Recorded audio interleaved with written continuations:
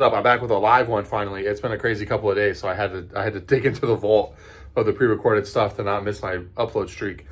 Been painting, been hobbying every day, but today, the Sunday, I'm getting back to actually, like, you're gonna see the stuff I actually. All right, so I want to do just a couple of quick updates about the settlement phase before we. Okay, so I had this stuff back here and said I was lazy and I cleaned up this side of it. So now, like, we're looking at a true, like, we're taking up a true 4x4 game space to play this. So if you have a war machine table, you're good. I'll be able to keep this set up forever. You know, I'm the only one who comes down here, luckily. But I could definitely see that being an issue if you're like a normal human. So I'm gonna move my settlements and all that stuff over there to the side. I pulled these resource cards, right? And in my head, by pulling these resource cards, when I use them, it says put them back in the box. I was kind of imagining, like, you pull everything out of the box. If something goes back into the box, it's like gone. That's really not the case.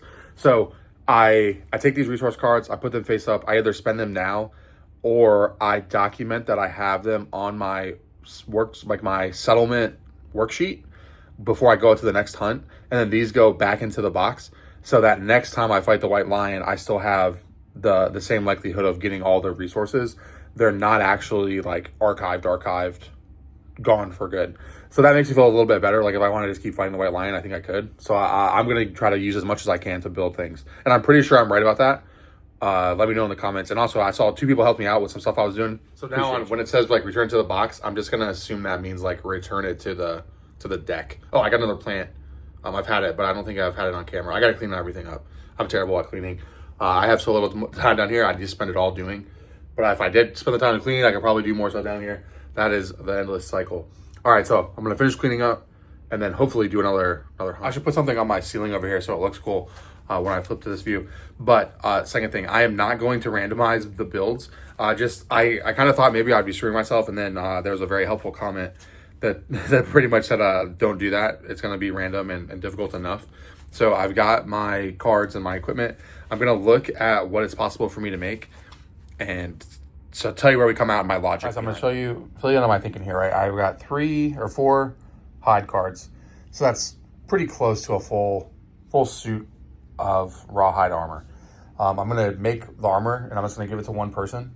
Probably Sophia the Strong, just because she has that +1 strength. And a not too terrible drawback, at least I hope not, with her jaw being broken.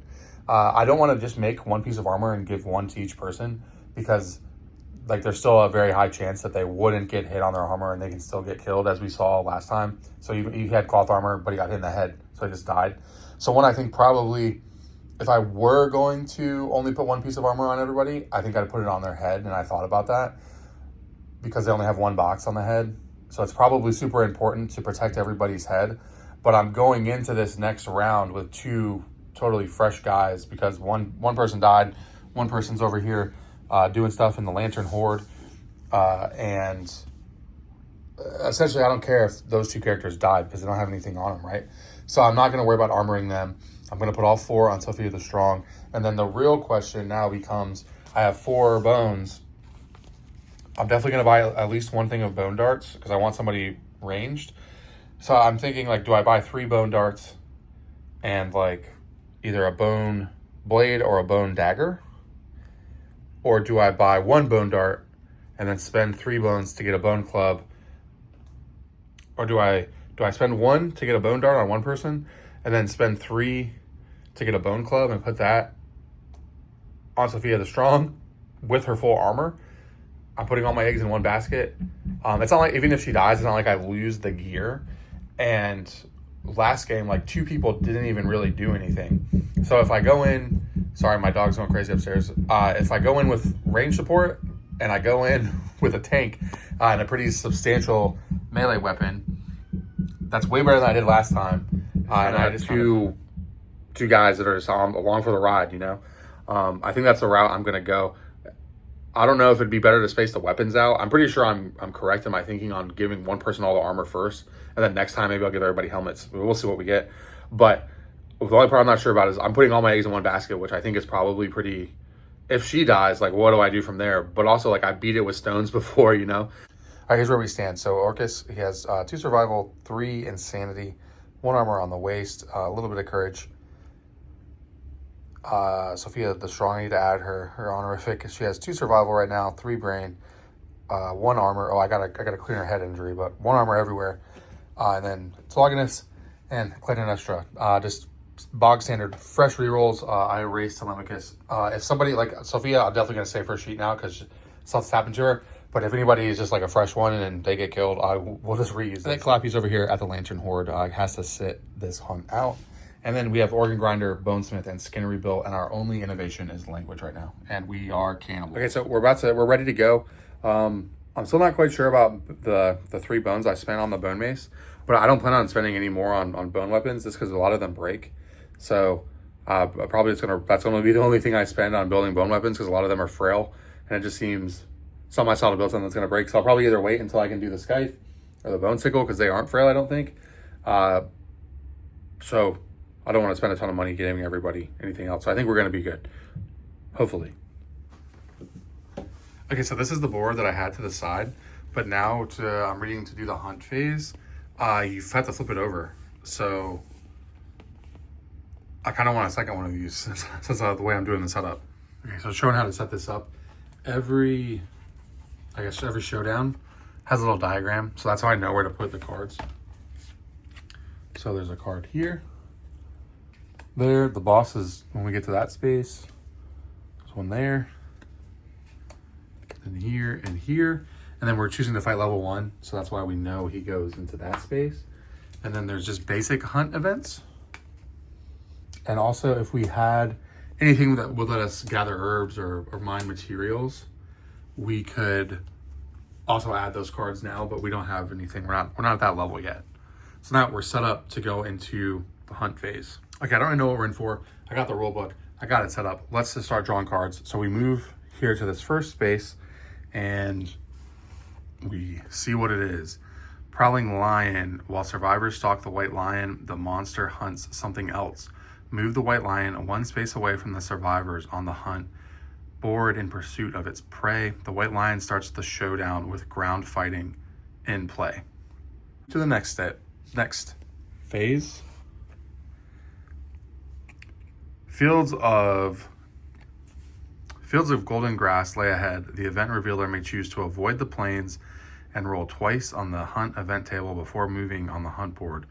Otherwise, each survivor gains +1 courage and the event revealer rolls on the table. All right, time to roll it. 6. The survivors circle the tall grass lost. Roll on the hunt event table before moving on the hunt board. All right, so it's D100. Black will be the 10s. I can't roll into a box.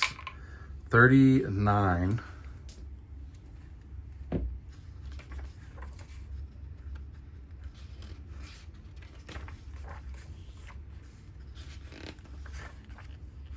Heavy mist. A heavy mist envelops the survivors, obscuring their lantern right. Roll 1d10. If the result is even, the survivors stumble in the right direction. If the result is odd, they get turned around. Roll again on the hunt table before moving on the event board. If the showdown begins, the monster ambushes. All right, so D10 is 9 again.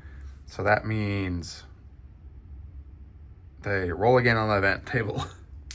What did I say? Black is the 10s. 63.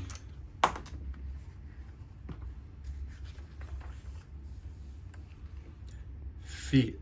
The stone faces ahead are replaced by an expanse of stone feet spreading up from the ground. The survivors walk soul to soul with the feet.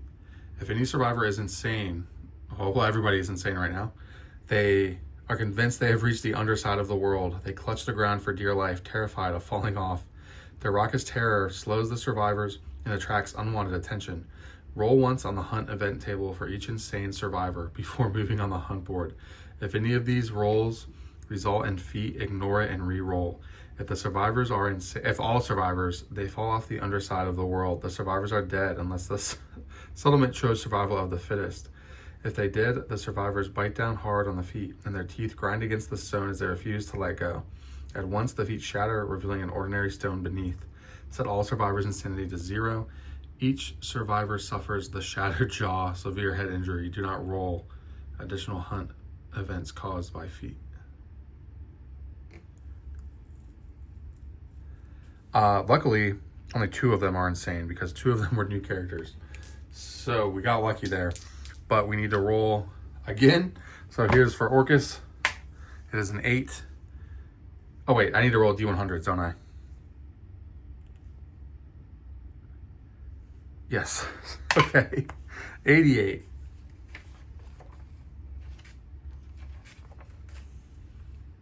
The sword in the statue, a one-eyed statue twice as tall as any man, sits before a great anvil with a hammer in each of its 6 hands transfixed. The survivors watch the statue beat a red-hot sword that lies across the anvil. Each survivor, starting with the event revealer and proceeding clockwise, may make one attempt to grab the sword from the anvil. If they do, they gain +1 courage, roll the d10, and add their hunt XP to the roll. So I'm not going to look at the table.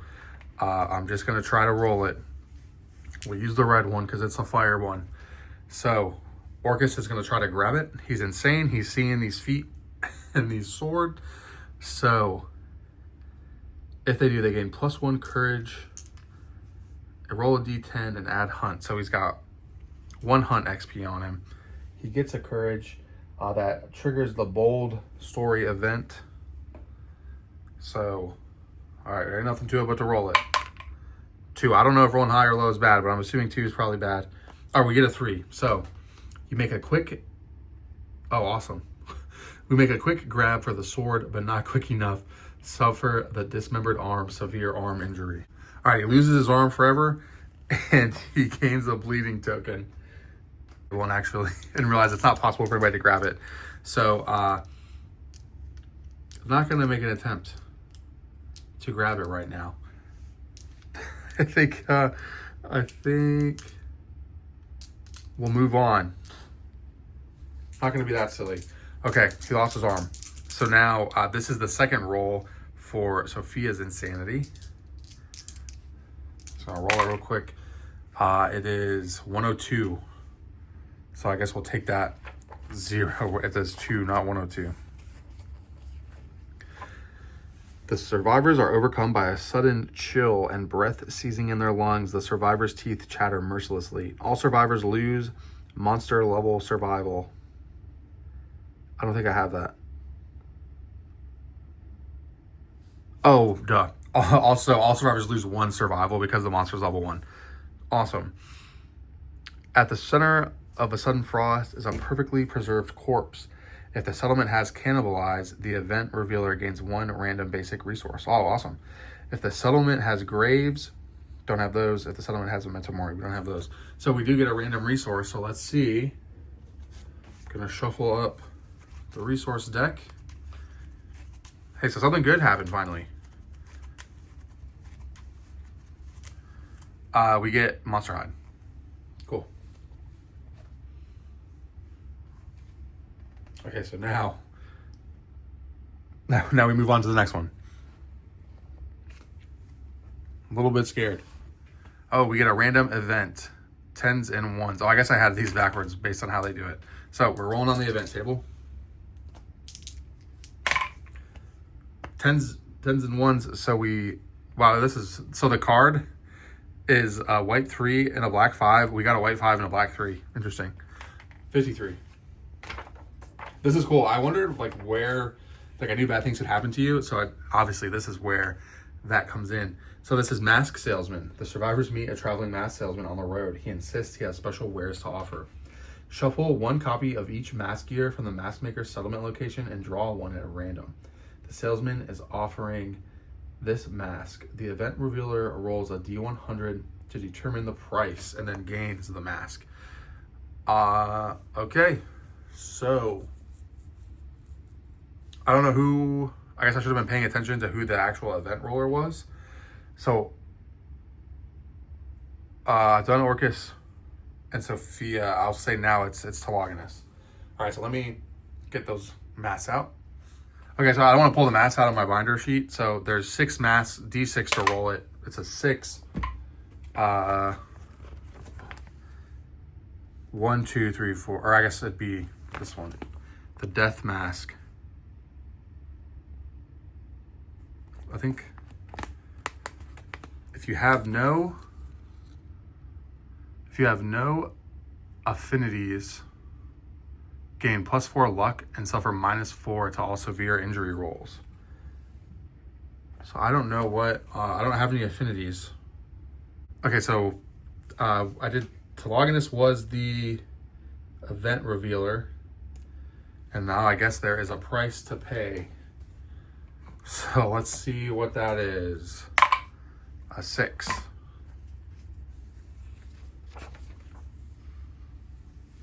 The salesman slowly gestures for an offering. Archive 1 gear of choice. Oh man. All right, I got to keep the founding stone, so he's going to lose his armor. So cloth armor, going bye-bye. But he gets this mask. So he gets +4 luck, but -4 to all severe injury rolls. And rolling low seems to suck. So if he gets hit, he's going to die. But he is going to be rolling a lot of crits. So I kind of like glass cannon build. That's pretty cool, actually. Very cool.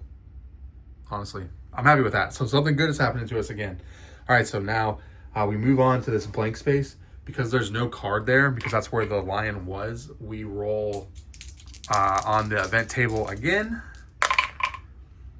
And now we'll do it proper. The white one's the 10s. 85. This is fun. I'm just kind of jamming out, vibing out. I need to get upstairs. But having fun right now. Want to finish the hunt phase. Test of courage. Lava flows from the eyes of a huge grimacing stone face. Its gritted teeth hold a worn sword. Oh, you know I'm going to try to grab it. If there are any survivors with 6+ courage, oh, don't have that. Choose one to brave the lava. They gain the adventure sword rare gear. If no one can test, the group moves on with a feeling of inadequacy. I certainly have a feeling of inadequacy. If the settlement already has the adventure sword and storytelling, the stories share stories of bravery. All right, so I don't have that. Don't want to keep reading. Man. But also, this just reminded me that I triggered the bold courage story event. So I don't know if I do that now. I need to double check on that. Okay, so I just turned to the bold page, and if it has occurred during the hunt phase, so there's actually rules. I guess I should have, I'm worried about showing all the pages of the rulebook because of the art. But I guess because select the triumph corresponding to the current game phase. That's pretty cool. So you can only gain this once in a lifetime. It is the hunt phase. Expect the unexpected. You are prepared to face any mind-bending trials at a moment's notice. Where others may falter, you forge ahead, meeting the journey head on. Gain the following ability. My phone just died. I guess I keep thinking it's plugged in and it's not. So we triggered the bold story event, and I was just double checking on how the hunt worked while I was waiting for my phone to charge back up. So he gets prepared, and now we roll a d10 to see what we get. We rolled a 7. I don't usually use these, so I'm not very good at rolling into them. But a 7 is gain +1 understanding. Easy peasy.